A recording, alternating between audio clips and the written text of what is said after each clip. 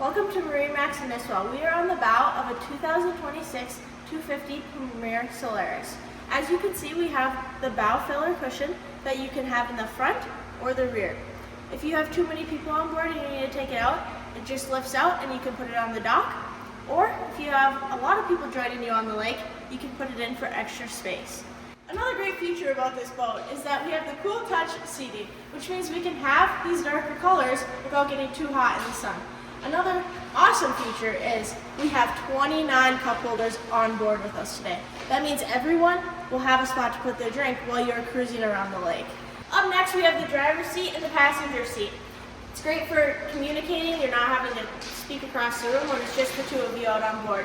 Now onto the dash, we have our dual screens, which is going to be easier for when you navigate to watch where you're going and then also watch your engine.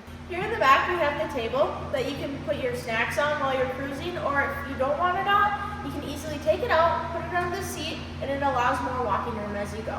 Not only do you just have to bring your friends on the boat, but you can bring the little fuzzy ones. We have water dishes for the dogs.